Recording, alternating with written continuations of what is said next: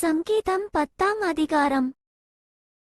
கர்த்தாவே, ஏன் தூரத்தில் நிற்கிறீர்? ஆபத்து நேரிடுகிற சமயங்களில் நீர் ஏன் மறைந்திருக்கிறீர்?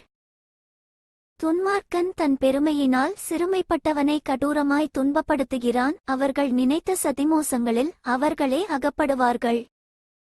துன்மார்க்கன் தன் உள்ளம் இச்சித்ததை பெற்றதினால் பெருமை பாராட்டி பொருளை அபகரித்து தன்னைத்தான் போற்றி கர்த்தரை அசட்டை பண்ணுகிறான். துன்மார்க்கன் தன் கர்வத்தினால் தேவனை தேடான். அவன் நினைவுகளெல்லாம் தேவன் இல்லை என்பதே. அவன் வழிகள் எப்போதும் கேடுள்ளவைகள். உம்முடைய நியாயத்தீர்ப்புகள் அவன் பார்வைக்கு எட்டாமல் மிகவும் உயரமாயிருக்கிறது. தன் எதிராளிகளெல்லார் மேலும் சீறுகிறான். நான் அசைக்கப்படுவதில்லை, தலைமுறை தலைமுறைதோறும் தீங்கு என்னை அணுகுவதில்லை என்று தன் இருதயத்தில் சொல்லிக் கொள்ளுகிறான். அவன் வாய் சபிப்பினாலும் கபடத்தினாலும் கொடுமையினாலும் நிறைந்திருக்கிறது. அவன் நாவின் கீழ் தீவினையும் அக்கிரமமும் உண்டு. கிராமங்களின் ஒளிப்பிடங்களிலே பதிவிருந்து மறைவிடங்களிலே குற்றமற்றவனை கொல்லுகிறான். திக்கற்றவர்களை பிடிக்க அவன் கண்கள் நோக்கிக் கொண்டிருக்கிறது. தன் கெபியிலிருக்கிற சிங்கத்தைப் போல மறைவில் பதிவிருக்கிறான். ஏழையை பிடிக்க பதிவிருந்து ஏழையை தன் வலைக்குள் இழுத்து பிடித்துக் கொள்ளுகிறான்.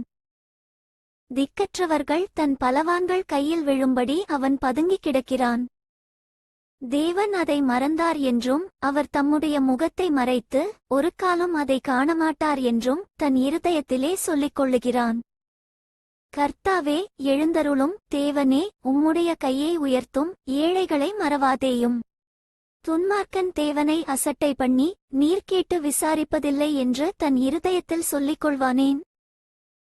அதை பார்த்திருக்கிறீரே, உபத்திரவத்தையும் குரோதத்தையும் கவனித்திருக்கிறீரே. நீர் பதிலளிப்பீர். ஏழையானவன் தன்னை உமக்கு ஒப்புவிக்கிறான். திக்கற்ற பிள்ளைகளுக்குச் சகாயர் நீரே.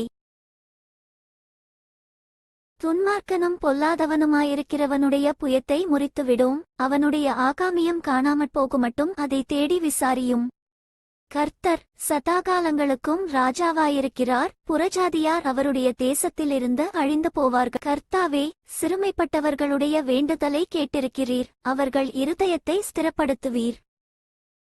மண்ணான மனுஷன் இனி பலவந்தஞ்செய்ய தொடராதபடிக்கு தேவரீர் திக்கற்ற பிள்ளைகளுக்கும் ஒடுக்கப்பட்டவர்களுக்கும் நீதி செய்ய உம்முடைய செவிகளைச் சாய்த்து கேட்டருளுவீர்.